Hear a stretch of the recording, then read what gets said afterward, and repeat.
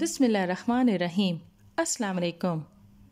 حضرت ابو سعید خدری رضی اللہ تعالیٰ عنہ سے روایت ہے، نبی اکرم صلی اللہ علیہ وآلہ وسلم نے فرمایا، حضرت موسیٰ علیہ السلام نے عرض کی، الہی تیرے مومن بندوں پر دنیا میں تنگ دستی کیوں ہوتی ہے؟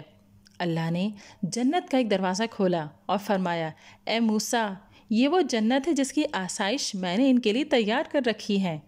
حضرت موسیٰ علیہ السلام نے عرض کی، الہی تیری بزرگی کی قسم، اگر کوئی شخص کٹے ہوئے ہاتھ اور پاؤں کے ساتھ پیدائش کے دن سے قیامت کے دن تک بھی منہ کے بل چلے اور پھر اسے یہ جگہ مل جائے تو یقیناً وہ کوئی تکلیف محسوس نہیں کرے گا۔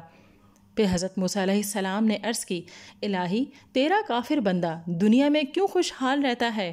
اللہ نے جہنم کا ایک دروازہ کھول دیا اور فرمایا، اے موسیٰ میں نے یہ سب کچھ ان کے لیے تیار کر رکھا ہے۔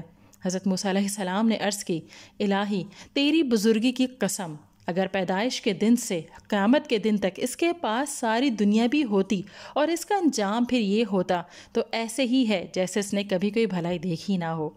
حضرت موسیٰ علیہ السلام نے اللہ تعالیٰ کی بارگاہ میں عرض کی، اے اللہ مجھے کوئی ایسا وظیفہ بتا دے جو میں ہر وقت کرتا رہوں۔ اللہ نے فرمایا، اے موسیٰ وہ وظیفہ لا الہ الا اللہ ہے۔ حضرت موسیٰ علیہ السلام یہ وظیفہ تو ہر کوئی کرتا ہے، کوئی اور وظیفہ ہو جو تیرا قرب کا باعث بنے۔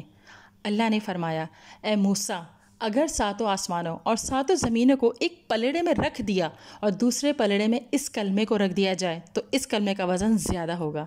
ناظرین ویڈیو پسند آئی ہے تو اسے لائک کیجئے، شیئر کیجئے اور سبسکرائب کیجئے۔